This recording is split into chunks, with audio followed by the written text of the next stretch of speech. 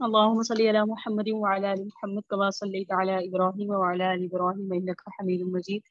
اللهم بارك على محمد وعلى ال محمد كما باركت على ابراهيم وعلى ال ابراهيم انك حميد مجيد.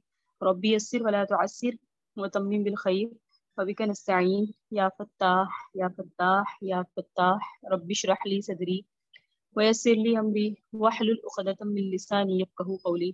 ربي زدني علما ربي زدني علما ربي زدني علما. اللهم صل على سيدنا محمد وعلى آل سيدنا محمد وبارك وسلم وصلی علیہ. حقوق مصطفیٰ میں دوسرا حق ہم نے پڑھا تھا آقا علیہ السلام سے محبت. سب سے پہلا حق تھا، کوئی بتا سکتا ہے پہلا حق کیا تھا؟ نبی علیہ السلام کا جو ہم پر پہلا حق ہے، اس میں پہلا حق تھا آقا علیہ السلام کی رسالت پر ایمان. دوسرا حق کیا ہے؟ نبی علیہ السلام سے محبت. اس میں ہم نے پڑھا سیدنا صدیق اکبر رضی اللہ تعالیٰ عنہ کی جو آقا علیہ السلام سے محبت تھی.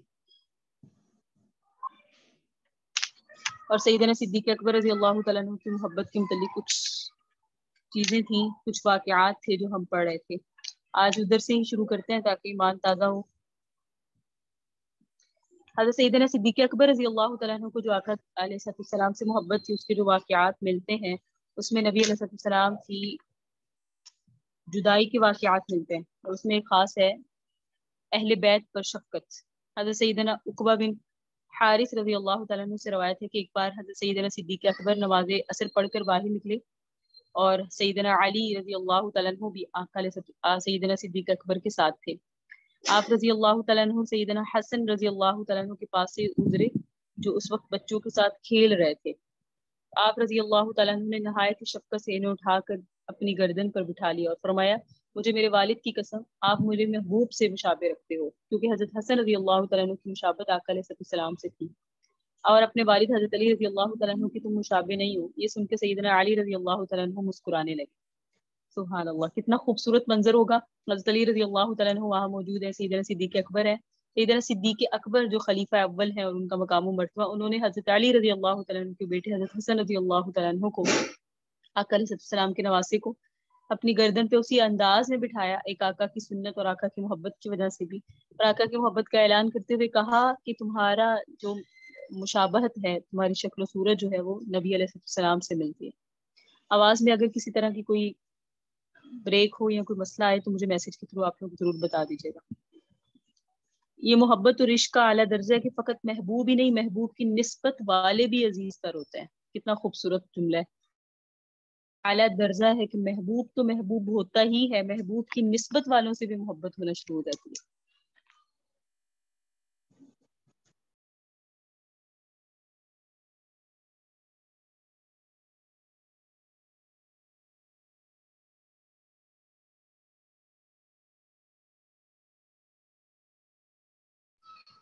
اسی واقعات کو بیان کرتے ہوئے ابو بکر صدیق کے لیے ایک واقعہ ملتا ہے. حضرت عمر بن خطاب رضی اللہ تعالیٰ عنہ بیان کرتے ہیں کہ ایک دن رسول اللہ صلی اللہ علیہ وسلم ہمیں صدقے کا حکم کر رہے تھے. اسی موقع پر میرے پاس مال بھی اس موقع پر تھا، تو میں نے دل میں یہ خیال کیا کہ اگر میں ابو بکر صدیق سے سبقت لینا چاہوں تو آج لے سکتا ہوں. یہ واقعہ بڑا مشہور ہے. لہٰذا انہوں نے کیا کیا، انہوں نے اپنا سوچا کہ میں اپنا آدھا مال آقا علیہ السلام کی خدمت میں لے آتا ہوں. نبی علیہ السلام نے پھر پوچھا کہ تم نے اپنے گھر والوں میں اس کے لیے کیا بچا کے رکھا ہے. یہ نبی علیہ السلام نے سیدنا صدیق اکبر سے پوچھا. سیدنا صدیق اکبر کے متعلق آتا ہے کہ انہوں نے بیان فرمایا، اللہ اور اس کے رسول کو لے آیا. یہ ہے اللہ کے صحابہ کرام، آقا علیہ السلام کے جو صحابہ کرام ہیں ان کی نبی علیہ السلام سے محبت. اور سیدنا صدیق اکبر رضی اللہ تعالیٰ عنہ کے متعلق ملتا ہے کہ جب نبی علیہ السلام کا انتقال ہوا تو یہ غم فراق میں بہت رویا کرتے تھے. اور ان کے متعلق اور بھی بہت سارے واقعات ملتے ہیں جس سے سیدنا صدیق اکبر رضی اللہ تعالیٰ عنہ کی جو محبت ہے وہ ہمیں سمجھ آتی ہے کہ آقا سے محبت کرنے کا جو طریقہ ہمیں سکھا کے گئے ہیں سیدنا صدیق اکبر، ہم ان طریقوں پر عمل کریں. اسی طرح حضرت عمر فاروق رضی اللہ تعالیٰ عنہ ایک راوی ہے، فرماتے ہیں کہ ہم نبی علیہ السلام کی خدمت میں بیٹھے ہوئے تھے اور نبی علیہ السلام نے حضرت عمر رضی اللہ تعالیٰ عنہ کا ہاتھ تھاما ہوا تھا. اسی دوران حضرت عمر رضی اللہ تعالیٰ عنہ نے کہا کہ حضرت عمر رضی اللہ تعالیٰ عنہ نے حضرت عمر رضی اللہ تعالیٰ عنہ کا نبی علیہ السلام نے اور نبی علیہ السلام نے حضرت عمر کا ہاتھ تھاما تھا. اسی دوران حضرت عمر نے کہا یا رسول اللہ آپ مجھے اپنی جان کے علاوہ ہر چیز سے زیادہ محبوب ہے. تو آقا نے فرمایا نہیں، اس ذات کی قسم جس کی قبضہ میں قدرت میں میری جان ہے، تم اس وقت تک مومن نہیں ہو سکتے جب تک کہ میں تمہیں تمہاری جان سے بھی زیادہ محبوب نہ ہو جاؤں. حضرت عمر نے فرمایا یا رسول اللہ اللہ کی قسم آپ مجھے اپنی جان سے بھی زیادہ محبوب ہیں. جب انہوں نے یہ کہا کہ آپ مجھے اپنی جان سے بھی زیادہ محبوب ہیں، تو حضرت عمر رضی اللہ تعالیٰ عنہ نے اس موقع پر جب یہ فرمایا تو نبی علیہ السلام نے فرمایا الآن یا ابا عمر، ہاں یہ ہے اب ہوئے ہو تم صحیح معنی میں مسلمان. علامہ ابن حجر رضی اللہ تعالیٰ عنہ رحمہ اللہ فرماتے ہیں کہ آقا علیہ السلام نے یہ جو فرمایا نا کہ نہیں جب تک میں تمہیں تمہاری جان سے بھی زیادہ عزیز نہ ہو جاؤں، مطلب یہ کہ تم اس وقت تک بلند مرتبہ نہیں پا سکتے جب تک کہ مطلوب محبت پیدا نہ ہو جائے. علماء فرماتے ہیں حضرت عمر کا ذہن ابتداً اس طرف گیا ہی نہیں کہ حضور مجھے جان سے عزیز ہیں. سرسری سوچ سے جو سمجھے تھے نہایت دیانتداری اور سچائی سے اسی کو بیان کر دیا، لیکن جیسے ہی خود پر غور کیا، جیسے ہی خود پر کیا کیا غور کیا، سوچا سمجھا، یہ بات ان پر ظاہر ہوئی کہ عمر تو اپنی جان، مال، آل، اولاد سبھی نبی پر قربان کرنے کی سعادت سمجھتے ہیں. تبھی تو دشمن کے مقابلے میں حضرت عمر آتے تھے اور تبھی تو غزوات میں پیش ہوتے تھے. حق بھی یہی ہے کہ بندہ اس وقت تک کامل مومن نہیں بن سکتا جب تک کہ نبی علیہ السلام پر نور جان سے بھی زیادہ عزیز نہ ہو. آپ رضی اللہ تعالیٰ نے فوراً سوچا اور پھر اقرار کیا کہ مجھے آپ کی ذات اپنی جان سے بھی زیادہ عزیز ہے. تبھی آپ صلی اللہ علیہ وسلم نے فرمایا ہاں اب ہے عمر بات، اب بات سمجھ آئی. یہ واقعات ایسے ہیں جو پڑھیں تو ایسے لگتے ہیں جیسے سنے ہیں، لیکن پڑھ کر ایمان تازہ ہوتا ہے اور ہمیں اپنا ایمان تازہ کرتے رہنا چاہیے ان واقعات کو پڑھ کے، کیونکہ ہم سب کو ایک محبت کا تو آقا علیہ السلام پر دعویٰ ہے. اللہ کا شکر ہے ہم سب کرتے ہیں، محبت بھی کرتے ہیں، لیکن محبت کرنی کیسی ہے، سکھائی کس نے ہمیں؟ صحابہ کرام سے نہیں. تو ہم جب ان واقعات کو پڑھتے ہیں تو صحابہ کرام سے محبت کرنی کیسے ہے وہ سمجھ آتی ہے ان واقعات.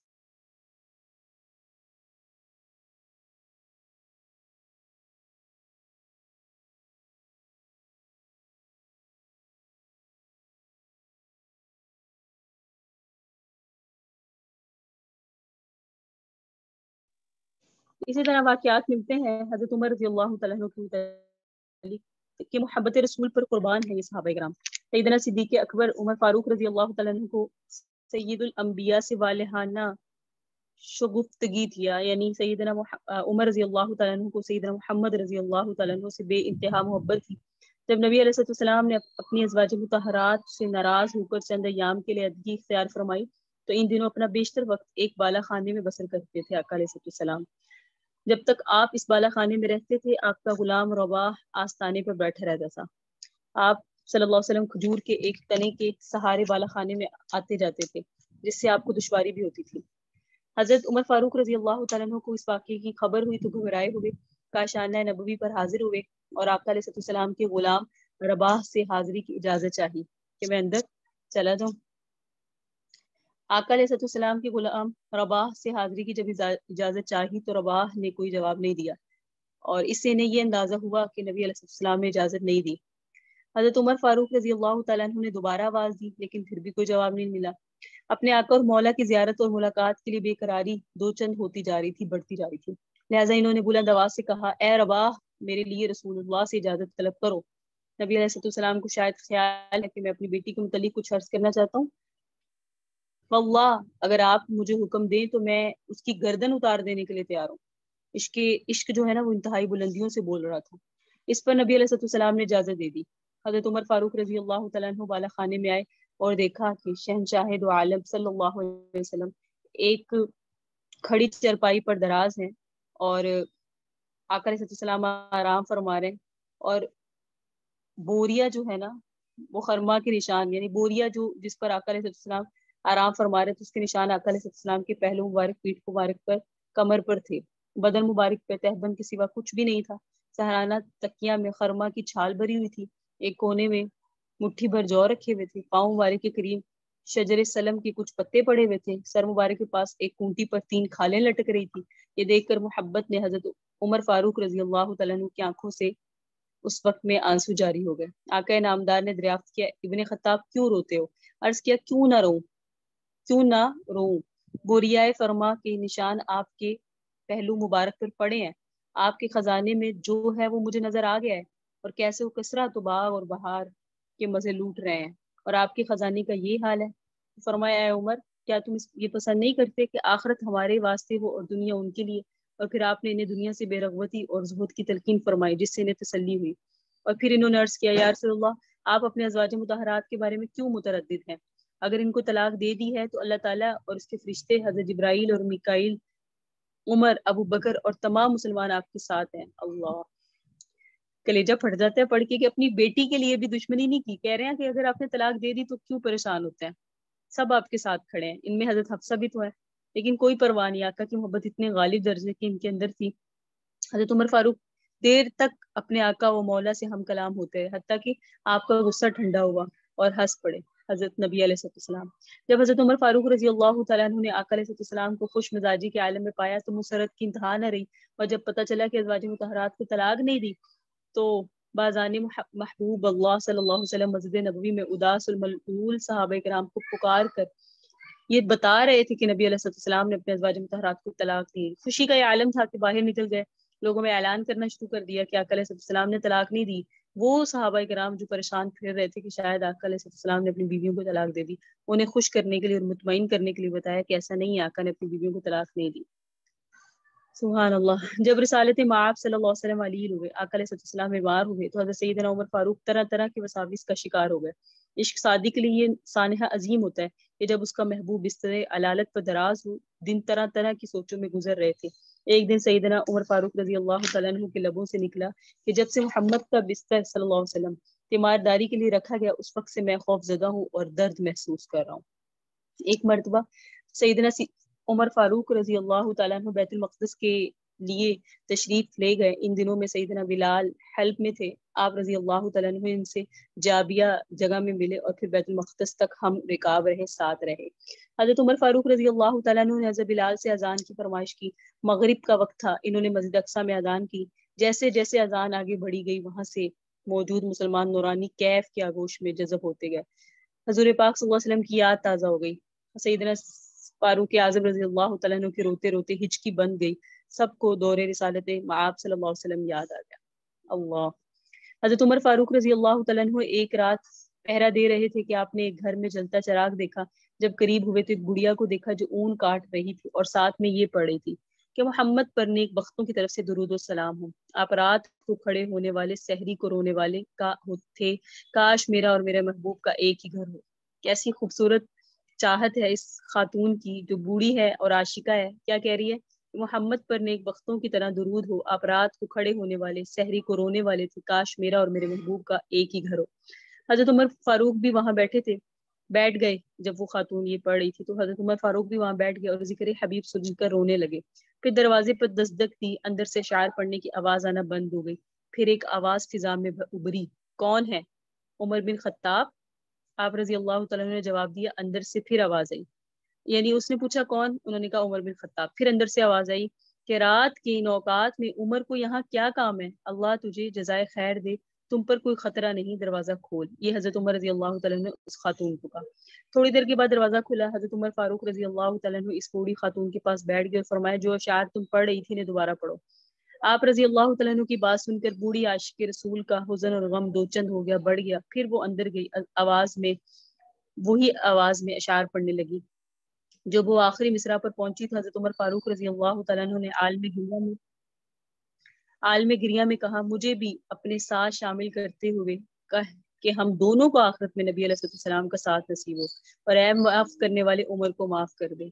کہ یہ پڑھ تو رہی ہیں کہ اللہ کہ کاش میرا اور میرے محبوب کا گھر ایک ہو، تو اللہ سے دعا کریں کہ میرا بھی اس میں ہو، میرا بھی گھر میرے محبوب کے ساتھ ہو۔ یہ سن کے حضرت عمر فاروق رضی اللہ تعالیٰ عنہ راضی ہو گئے۔ جب اس نے کہا وہ عمر فغفر لہ، لوٹ ہے۔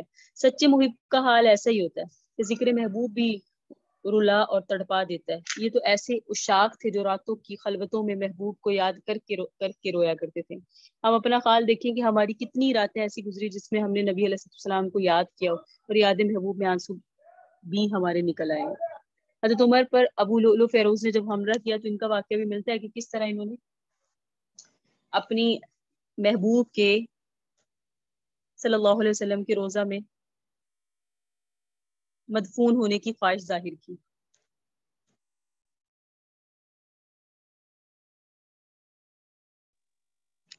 حضرت عثمان رضی اللہ تعالیٰ عنہ کے متعلق ان کی محبت کا واقعہ پڑھتے ہیں۔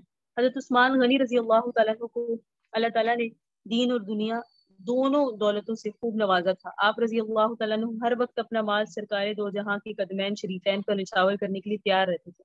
سن 9 ہجری میں نبی علیہ السلام کو اطلاع ملی کہ قیصر روم کی فوجیں مدینہ منورہ پر چڑھائی کی تیاری کر رہی ہیں۔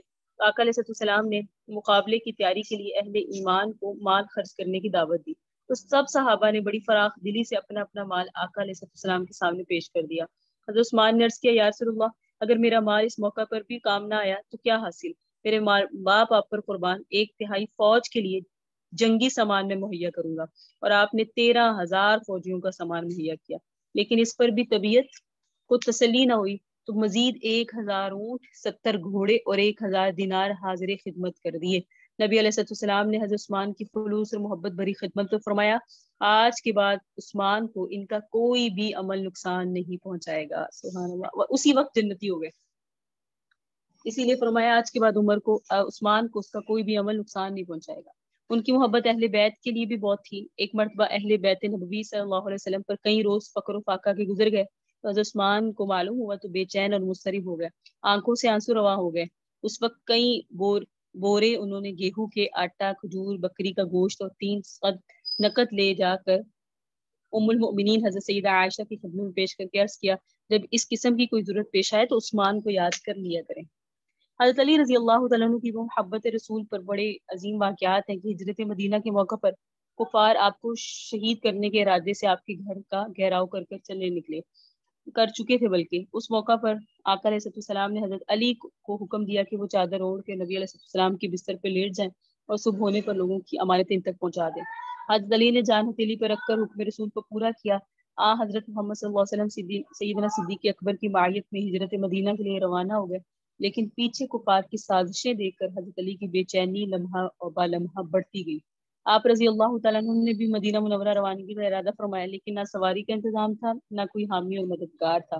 ایک طرف محبوب صلی اللہ علیہ وسلم کی خیریت اور سلامتی کی تڑپ اور جدائی کا غم تھا، تو دوسری طرف مدینہ منورہ کا تقریباً 500 کلومیٹر لمبا راستہ، جس میں دشوار گزار پہاڑ، ریت کے چلتے پھرتے ٹیلے، زہر آلود گرم ہوائیں، جنگلی جانور، گرمی، پیاس اور نہ جانے موت کے کتنے خدشات تھے، لیکن نبی علیہ السلام کے عشق نے ٹھہرنے نہیں دیا، اور آپ رضی اللہ تعالیٰ نے تیسرے یا چوتھے دن وطن کو خیر آباد کہہ کر ایک ننگی تلوار کو ہم سفر بناتے ہوئے مدینہ منورہ کی راہوں پر چل پڑے۔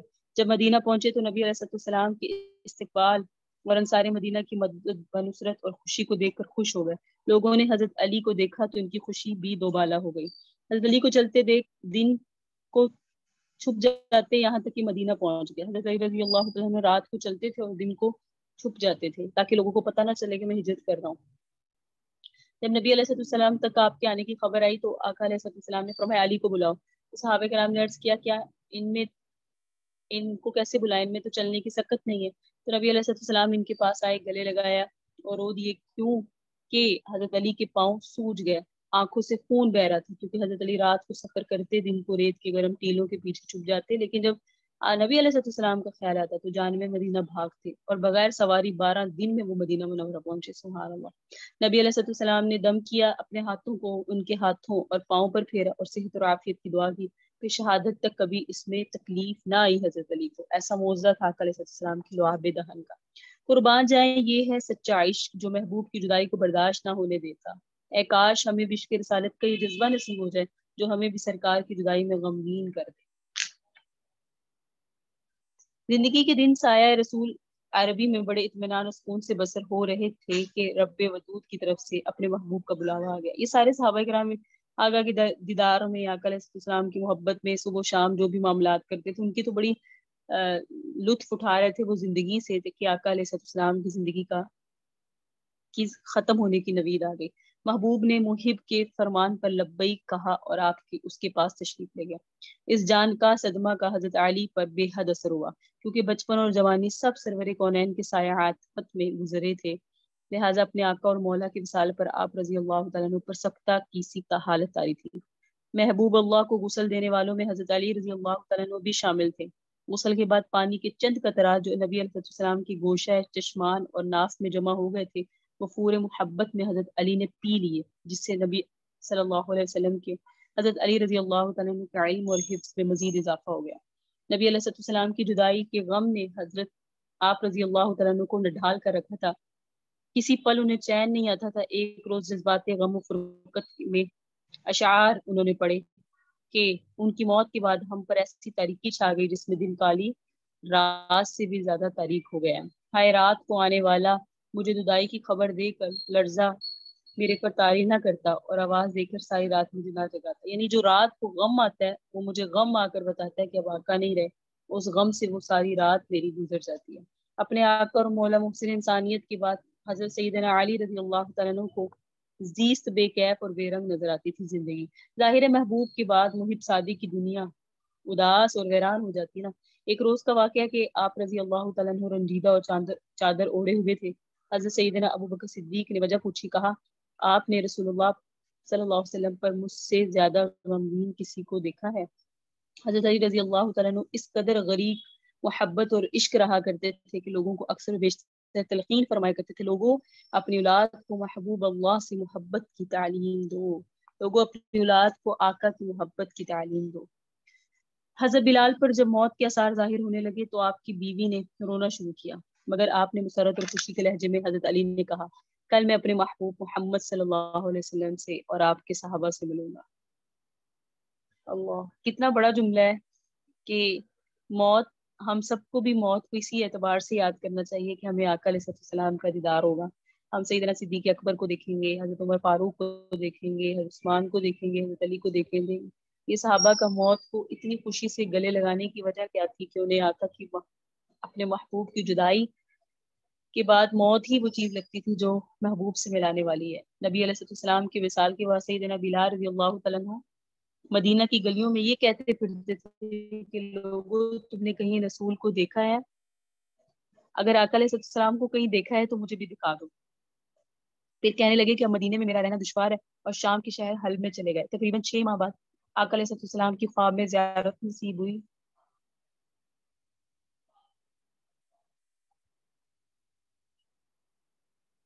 تو آقا علیہ السلام نے فرمایا کہ اے بلال، یہ کیا بے وفائی ہے، آپ نے ہمیں ملنا چھوڑ دیا، کیا ہماری ملاقات کا وقت نہیں آیا؟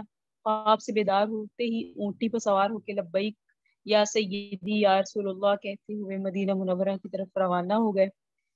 جب مدینہ منورہ میں داخل ہوئے تو سب سے پہلے مسجد نبوی پہنچ کر حضرت بلال کی نگاہوں نے نبی علیہ السلام کو تلاش کیا، کبھی مسجد میں تلاش کرتے، کبھی حجروں میں تلاش کرتے، صحابیات کی حجروں میں۔ جب کہیں نہ پایا تو آقا علیہ السلام کی قبر انور پر سر رکھ کر رونا شروع کر دیا۔ عرض کیا، یا رسول اللہ، آپ نے فرمایا تھا کہ آ کر مل جاؤ۔ غلام حلب سے بہر ملاقات حاضر ہوا ہے، یہ کہا اور بے ہوش ہو کر مزار پر انوار کے پاس گر پڑے۔ کافی دیر بے ہوش رہے اور کافی دیر بعد ہوش آیا۔ اتنے میں سارے مدینہ میں یہ خبر پھیل گئی کہ مؤذن رسول بلال آ گئے ہیں۔ مدینہ طیبہ کے بوڑھے جوان مرد عورت بچے اکٹھے ہو کر عرض کرنے لگے، بلال ایک دفعہ وہ اذان سنا دو جو محبوب خدا کے زمانے میں سناتے تھے۔ آپ رضی اللہ تعالیٰ نے فرمایا، میں معذرت خواہ ہوں کیونکہ جب اذان پڑھتا تو اشہد ان محمد رسول اللہ کہتے وقت آقا علیہ السلام کی زیارت سے مشرف ہوتا اور آقا علیہ السلام کے دیدار سے اپنی آنکھوں کو ٹھنڈک پہنچاتا تھا۔ اب یہ الفاظ ادا کرتے ہوئے کسے دیکھوں گا؟ بعض صحابہ کرام نے مشورہ دیا کہ حسنین کریمین سے سفارش کرائی جائے، جب وہ حضرت بلال کو اذان کے لیے کہیں گے تو وہ انکار نہیں کر سکیں گے۔ چنانچہ امام حسین رضی اللہ تعالیٰ عنہ نے حضرت بلال کا ہاتھ پکڑ کے فرمایا، اے بلال، ہم آج آپ سے وہی اذان سننا چاہتے ہیں جو آپ ہمارے نانا جان اللہ کے رسول صلی اللہ علیہ وسلم کو اس مسجد میں سناتے تھے۔ اب حضرت بلال رضی اللہ تعالیٰ عنہ کو انکار کی گنجائش نہیں تھی، لہٰذا اسی مقام پر کھڑے ہو کر اذان دی جہاں نبی علیہ السلام کی ظاہری حیات میں دیا کرتے تھے۔ بات کی کیفیات کا حال کتب سیرت میں یوں ہے کہ جب آپ رضی اللہ تعالیٰ عنہ نے بآواز بلند اللہ اکبر کہا تو مدینہ منورہ گونج اٹھا۔ جب اشہد ان لا الہ الا اللہ کی کلمات ادا کیے، گونج میں مزید اضافہ ہوا۔ جب اشہد ان محمد رسول اللہ کی کلمات پر پہنچے تو تمام لوگ حتیٰ کہ پردہ نشین خواتین بھی گھروں سے باہر نکل آئی۔ رکت اور گریہ زاری کا عجیب منظر تھا۔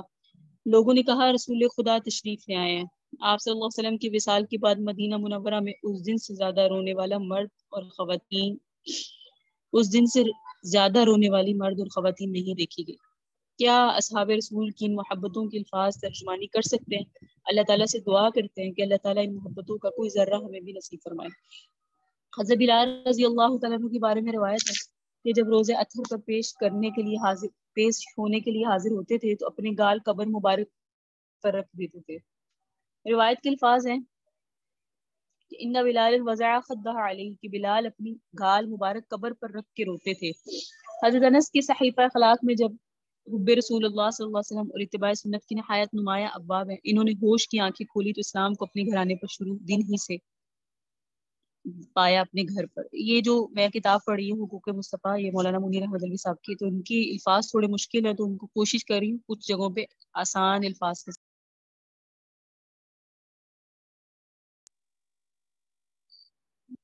نام تھا۔